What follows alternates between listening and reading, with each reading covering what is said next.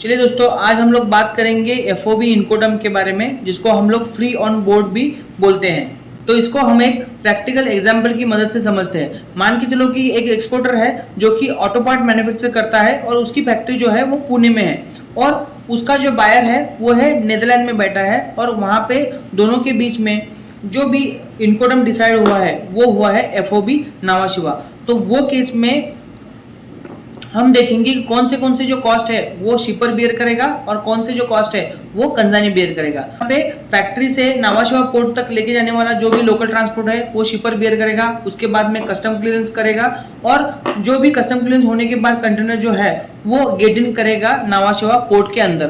तो यहाँ पे देखो, लोडिंग चार्जेस आएंगे, local transport charges, custom clearance charges और शिपिंग लाइन की जो भी लोकल चार्जेस है वो सारे चार्जेस जो है यहाँ पे वो शिपर बियर करेगा। जो फ्रेट जो है, फ्रेट जहाँ पे जैसे कि नावाशिवा से लेके रोटरडैम तक का जो भी फ्रेट है वो जो फ्रेट है वो चार्जेस जो है वो बायर बेयर करेगा। मतलब बायर क्या करेगा, जो उसका एजेंट है उसके थ्रू एक बुकिंग अरेंज करवा के देगा वेसल पे और उसके अकॉर्डिंग वो प्लान करके वहाँ पे जो फ्रेट चार्जेस है वो पे करेगा। इसके बाद आता है इंश्योरेंस। अभी यहाँ पे इंश्योरेंस जो भी है वो बायर की जिम्मेदारी होती है। यहाँ पे मरीन इंश्योरेंस जो भी आप लोगे कार्गो का, उसकी जो रिस्पॉन्सिबिलिटी होती है वो बायर की होती है। और उसके बाद एक बार ये नावाशिवा से रोटरडैम या फिर नीदरलैंड में ये कंटेनर पहुंच गया तो जो भी और डेस्टिनेशन एक्टिविटीज़ है जैसे कि वहाँ पे ड्यूटी पेमेंट होगा या फिर शिपिंग लाइन के कोई भी डेस्टिनेशन चार्जेस हो सकते हैं, वो सारी जिम्मेदारी जो है वो बायर की होती है।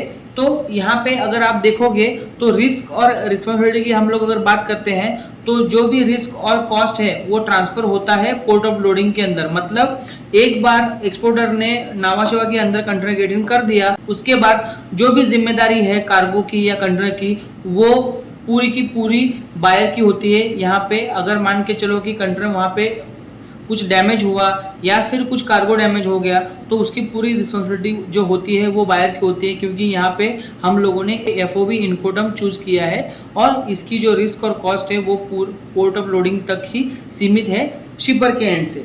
तो ये था दोस्तों एफओबी इनकोडम के बारे में। मैं आशा करता हूँ कि आपको सारी चीज़ें समझ में आई होंगी। अगर आपको कोई फिर भी डाउट है मन में तो नीचे कमेंट में ज़रूर बताइए। अगर कोई और टॉपिक है जिसके ऊपर मुझे वीडियो बनानी चाहिए ऐसा आपको लगता है तो वो टॉपिक का नाम आप कमेंट में मेंशन कर सकते हो। मैं ज़रूर वो टॉपिक पे वीडियो बनाऊंगा। मिलते हैं नेक्स्ट वीडियो में, तब तक के लिए एक्सपोर्ट करते रहिए और आगे बढ़ते रहिए।